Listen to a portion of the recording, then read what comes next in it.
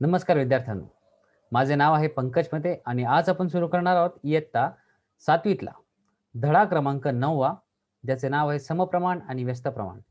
या धड्याचा आपण भाग क्रमांक 2 आज पाहणार आहोत. या भागावर आपण सराव संच सोडवणार आहोत, जो आधारित आहे समप्रमाण या विषयाशी. सराव संच 37 यातला पहिला प्रश्न आहे, 7 किलोग्राम कांदे 140 रुपयांना असतील किंवा आहेत, तर 12 किलोग्राम कांदे किती रुपयांना मिळतील? ते इथे आपल्याला एक कांद्यांचे आणि त्यांचे रुपयांचे आपल्या इथे गुणोत्तर बनवून घ्यावे लागेल आणि त्याचे समीकरण आपल्याला 12 किलोग्राम कांद्याच्या मिळणाऱ्या किमतीशी बरोबरी करायला लागेल. तर बघा कसे सोडवायचे या प्रश्नाला. उकल पहा. 12 किलोग्राम कांद्याची किंमत काढायची आहे. मग ती एक्स असे मानू, एक्स रुपये.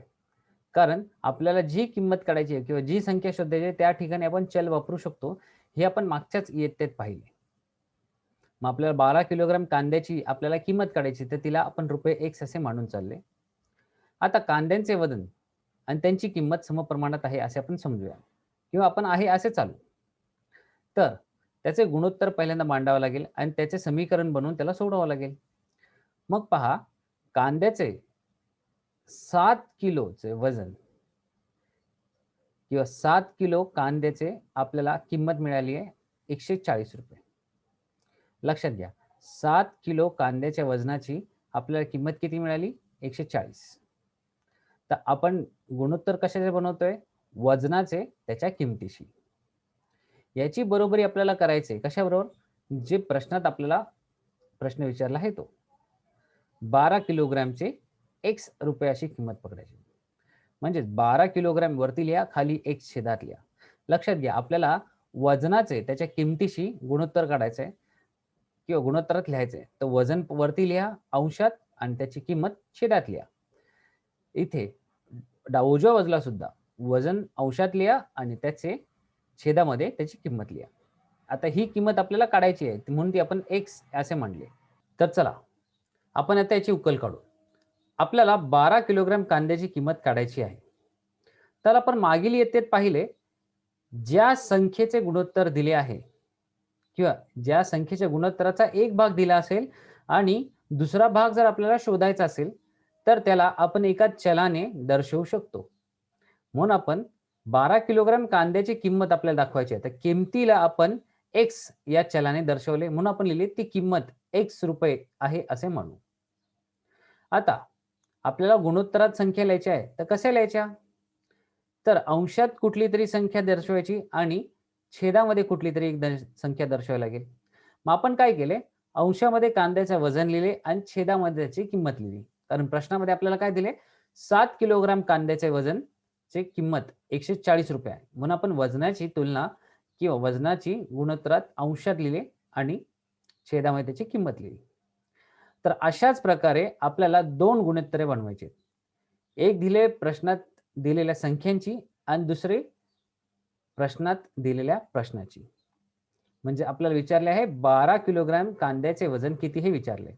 तर हा प्रश्न आहे. मग आपण काय करू? त्याचे दोघांचे गुणोत्तर मांडू आणि त्याच्या समीकरणाची बरोबरी करू. मग आपण लिहिले कसे बघा. अंशात लिहिले कांद्याचे वजन आणि छेदात लिहिले कांद्याची किंमत. तशीच त्याची बरोबरी केली विचारलेल्या प्रश्नाची. म्हणजेच 12 किलोग्राम कांदे आणि त्याची किंमत लिहिली एक्स. आता आपण दोन्ही बाजूला 140 ने गुणणार आहोत. इथे एक्स आपल्याला अंशात पाहिजे तर एक्सला दोन्ही बाजूनी गुणावं लागेल. याचाच अर्थ काय? आपण 140 एक्स यानेच दोन्ही बाजूला गुणूया, जेणेकरून समीकरणाचे संतुलन राहील किंवा समीकरण संतुलित राहील. तर 140 एक्स ने दोन्ही बाजूला गुणले तर इथे डाव्या बाजूला 140 भागले जातात, तर उत्तर येते फक्त 7x. इथेही 140 ने भागले तर 140 एक्स, तर एक्स आणि एक्स एकमेकांना विभाज्य आहेत, तर उरतात किती? 12 गुणिले 140. आता पुढे इथे संख्या आहे 7x बरोबर 12 गुणिले 140. तर आपण दोन्ही बाजूला 7 ने भागू शकतो. समजा 7 ने जर भागले तर इथे 7/7 डाव्या बाजूला 7/7 येणार, म्हणजे उत्तर आले x, कारण हे दोन्ही 7/7 एकमेकांचे विभाज्य आहेत. उजव्या बाजूला समजा 7 ने जर भागले तर 140/7 म्हणजे इथे उत्तर येते 20, कारण 7 दुणे 14 वरती होतात 0, म्हणजे 20 गुणिले 12 ही संख्या होते. आणि 20 गुणिले 12 याचा गुणाकार हे बरोबर x चे उत्तर देऊन जाणार. तर पहा 12 गुणिले 140/7 लिहिले आणि 7 ने 140 ला भागले तर उत्तर येते 20 आणि 20 गुणिले 12 येतात 240 म्हणजेच x ची किंमत किती आली 240. याचाच अर्थ काय आपण प्रश्नात x कशासाठी लिहिला होता तर 12 किलोग्राम कांद्याचे वजन आपण x आहे असे मांडले. तेव्हा आपण लिहिताना लिहू 12 किलोग्राम कांदे हे खरं तर 240 रुपयांना मिळतील. म्हणून आपले उत्तर आले 240. आता प्रश्न क्रमांक दुसरा 600 रुपयांमध्ये 15 पेंड्या कडबा मिळतो. लक्षात घ्या 600 रुपयांमध्ये 15 पेंड्या कडबा मिळतो. कडबा म्हणजे काय आपल्या जनावरांना खाण्यासाठी असलेले गवत. आता त्याच्या पेंड्या म्हणजे आपण त्याचे गाठ बांधून एक कडब्याची गाठ बांधतो, त्या गाठ बांधतो की एक प्रमाणात कडबा घेतो, त्याला पेंडी असे म्हणतात. तर अशा 15 पेंड्या आपण बनवल्या आणि त्या कितीला मिळतात 600 रुपयांना. तर 1280 रुपयांमध्ये किती कडबा मिळेल. आता जिथे विदर्भ म्हणा अशा ठिकाणी पाण्याची मुबलक प्रमाणात नसते, त्यामुळे तिकडे जनावरांना खाण्यासाठी काही पाला नसतो. तर अशा वेळेस तिकडचे शेतकरी कडबा विकत घेतात. तर चला आता आपल्याला काढायचा आहे 1280 रुपयांमध्ये किती कडबा येईल तो. तर पहिल्यांदा दोन्हीचे म्हणजे दिलेल्या माहितीचे आणि प्रश्नाचे आपण गुणोत्तरात लिहू आणि त्या दोघांची बरोबरी करू म्हणजेच समीकरण बनवू. तर पहा आपल्याला प्रश्न विचारला 1280 रुपयांना किती पेंड्या कडबा मिळेल हे काढायचं आहे.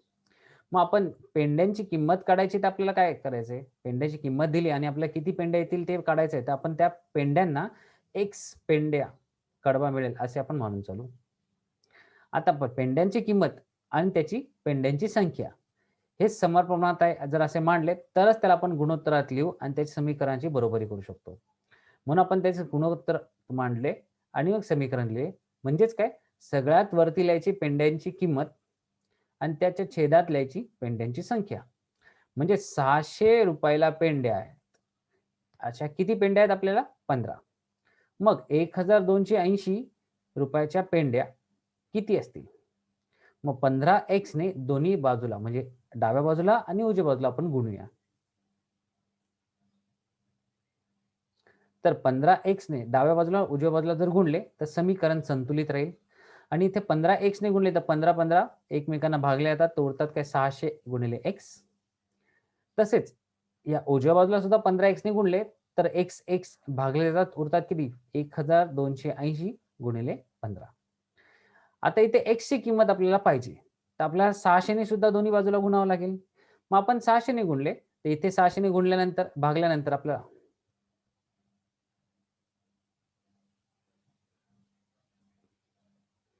आता इथे पहा इथे आपल्याकडे आले काय 600x बरोबर 1280 गुणिले 15. आता इथे आपल्याला डाव्या बाजूला फक्त x ची किंमत पाहिजे. मग आपण दोन्ही बाजूला 600 ने भागूया. मग डाव्या बाजूला 600 ने भागले तर 600 आणि 600 विभाज्य आहे त्याच्यामुळे ते उत्तर फक्त x उरते आणि उजव्या बाजूला 600 ने भागले तर 600 त्यांच्या गुणाकाराच्या छेदात येते.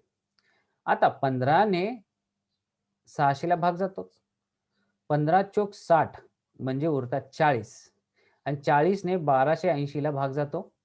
त्याचे उत्तर येते 32. कारण 40 मधला एक शून्य आणि 1280 मधला एक शून्य निघून जातो. 4 त्रिक 12 आणि 4 दुणे 8 म्हणजेच x ची किंमत 32 मिळते.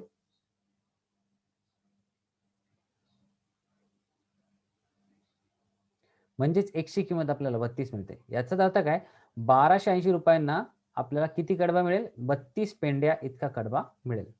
तर उत्तर आपण लिहिले 32 पेंड्या कडबा. आता प्रश्न क्रमांक 3 रोज 13 किलोग्राम 500 ग्रॅम खुराक 9 गायींना पुरतो त्याचप्रमाणे 12 गायींना किती किलोग्राम खुराक लागेल. लक्षात घ्या आपल्या इथे खुराक आणि गायींची संख्या यांचे गुणोत्तर लिहायचे आहे आणि इथे प्रश्नात आपल्याला दिले 12 गायींना किती खुराक लागेल. तर सर्वात पहिले यांचे गुणोत्तर समप्रमाणात आहे असे मानून चालू किंवा दिलेल्या गोष्टी समप्रमाणात आहे असे मानू त्यानंतर त्याला गुणोत्तरात ठेवून त्याचे समीकरण मिळवू. तर चला सगळ्यात पहिल्यांदा आपण 12 गायींना किती खुराक लागेल हे आपण ठरवूया.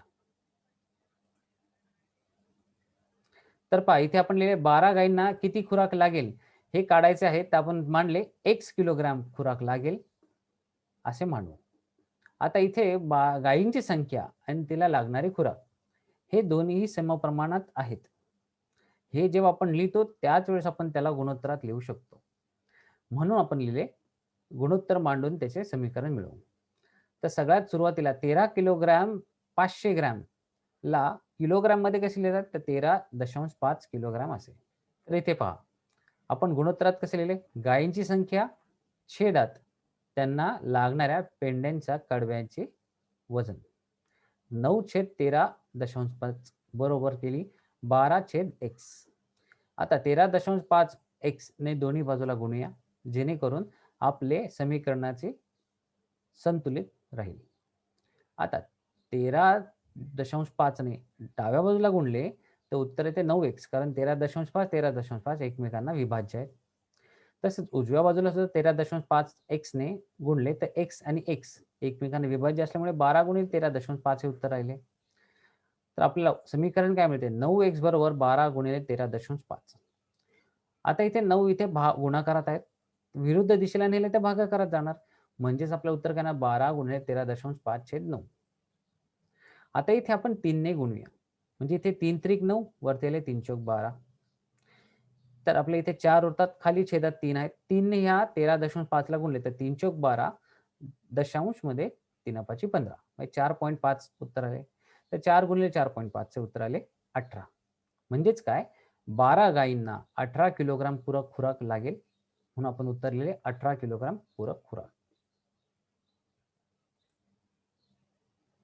आता वळूया चौथ्या प्रश्नाकडे. 12 क्विंटल सोयाबीनला 36,000 रुपये पडतात. तर आपल्याला सोयाबीनचे वजन दिले आणि त्याला लागणारी खर्च लिहिला आहे जो आहे 36,000 रुपये. तर 8 क्विंटल सोयाबीनची किंमत किती म्हणजे 8 क्विंटल सोयाबीनच्या वजनाला किती खर्च लागेल ते आपल्याला काढायचं आहे. तर सगळ्यात पहिले 8 क्विंटल सोयाबीनची किंमत आपण काहीतरी चलाने दर्शवू. म्हणून आपण लिहिले 8 क्विंटल सोयाबीनची किंमत काढायची आहे तर ती x आहे असे म्हणू म्हणजेच x रुपये आहे असे म्हणू. त्यानंतर आपण लिहू दिलेले वजन आणि लागणारा खर्च हा समप्रमाणात आहे असे मांडले तरच त्याला आपण गुणोत्तरात लिहू शकतो. म्हणून आपण लिहिले सोयाबीनचे वजन व त्याची किंमत समप्रमाणात आहे. मग त्यांचे गुणोत्तरात मांडून त्याचे समीकरण मिळवू. म्हणजेच काय 12/36,000 म्हणजेच क्विंटल सोयाबीनचे वजन छेदामध्ये त्यांची खर्च म्हणजे त्याची किंमत म्हणजे 12 क्विंटल छेदात 36,000 त्याची बरोबरी केली 8 क्विंटल छेदमध्ये x.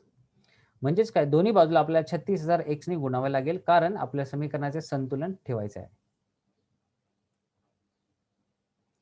तर दोन्ही बाजूला 36,000 x ने जर गुणले तर इथे 36,000 छेद 36,000 निघून जातात आणि इथे x छेद x निघून जातात. उरतात किती 12x बरोबर 8 गुणिले 36,000. आता हा 12 इथे गुणाकारात आहे तर विरुद्ध दिशेने छेदात जाईल. आता 12 ने 36,000 ला गुणले तर 12 त्रिक 36 म्हणजे 3,000 येतात. 3,000 गुणिले 8 येतात 24,000. म्हणजेच काय 8 क्विंटल सोयाबीनची किंमत आपल्याला मिळाली रुपये 24,000 इतकी. म्हणून आपण उत्तर लिहिले 24,000 रुपये.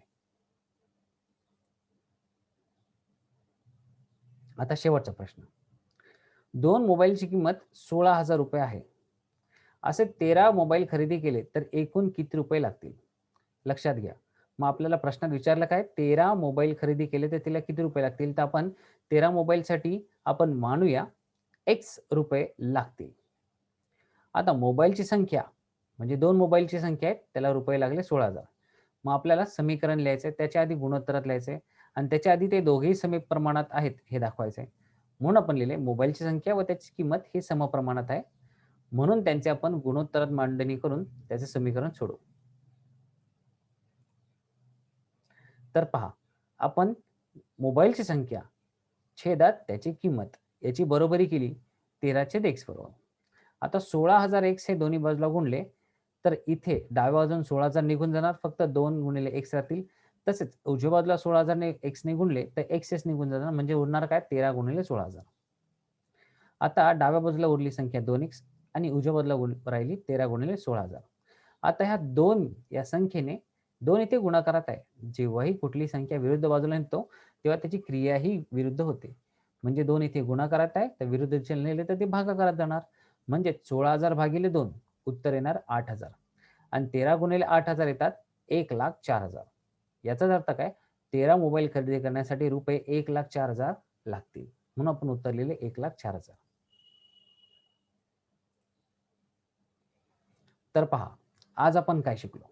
आज आपण शिकलो समप्रमाणात जर गोष्टी असतील तर त्यांचे गुणोत्तर लिहून त्याचे समीकरण बनवून आपल्याला कुठलाही दिलेला प्रश्न किंवा विचारलेल्या प्रश्नाचे उत्तर आपण काढू शकतो.